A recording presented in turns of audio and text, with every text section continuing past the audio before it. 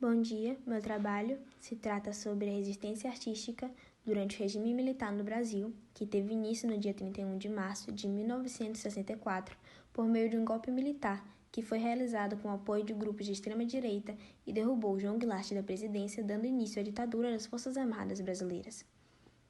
Naquela época, o Estado reprimia e censurava as manifestações artísticas, atingindo diretamente os artistas que incorporavam a crítica cultural e política nas suas experimentações e estagnando grande parte dos setores culturais. Antes do golpe, por exemplo, o teatro buscava o apoio do governo para levar público aos palcos. Depois dele, os palcos foram destruídos. Nos anos 1950, com o concretismo e a construção de Brasília, a arte nacional se mostrava otimista em relação ao desenvolvimento do país.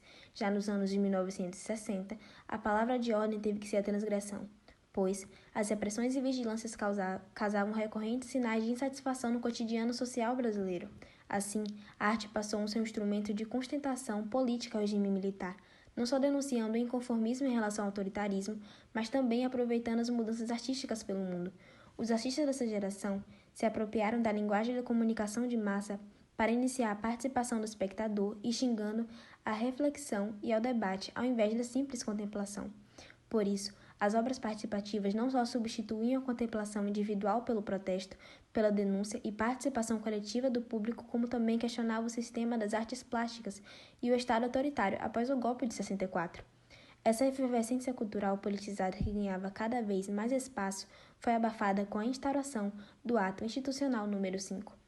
Na perspectiva dos militares, seu forçado projeto político era necessário para estabelecer a ordem e livrar o país de ameaças comunistas subversivas. Ele se viu como encarregado de levar o Brasil para uma nova realidade econômica, política e moral por meio de uma missão civilizatória.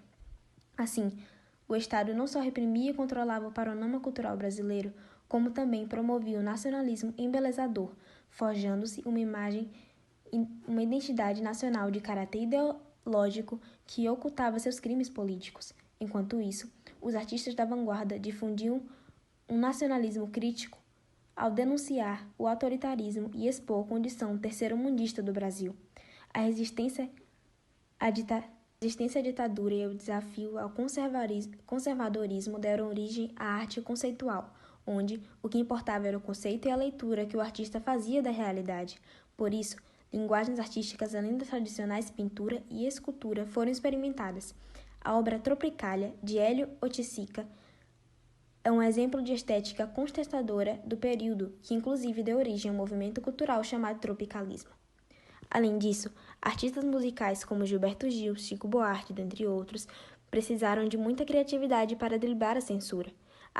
A música popular brasileira, ao criar metáforas, trocar nomes e usar eufemismo, adquiria um teor social cada vez maior a cantar sobre os pensamentos de quem lutava por mais liberdade. Outro exemplo da resistência artística da época foi o boicote internacional contra a X-Bienal de São Paulo, em 1969, encabeçada pelo crítico de arte Mário Pedrosa, no período em que presidia a Associação Brasileira de Críticos de Artes. A reação contra as arbitrariedades cometidas pelo poder político durante os anos de ditadura se deu por uma nota de repúdio ao ato do governo de negar o livre exercício da criação, da obra de arte e da crítica de arte, e por consequência, suspender a presença política brasileira na Sexta Bienal de Jovens de Paris. A proibição de envio das obras de Bienal de Paris se deu pelo conteúdo das obras que protestavam contra o regime e afrontavam a conduta moral incentivada pelos militares. Contudo, as declarações de testemunhas e os documentos que provavam a existência da censura à atividade artística no Brasil reuniram 321 artistas e intelectuais estrangeiros no Museu de Arte Moderna de Paris para assinarem um manifesto não à Bienal. Sendo assim, no mais de 20 anos do período militar brasileiro, as restrições à liberdade crítica e artística não chegaram a impedir o desenvolvimento de uma arte vanguardista.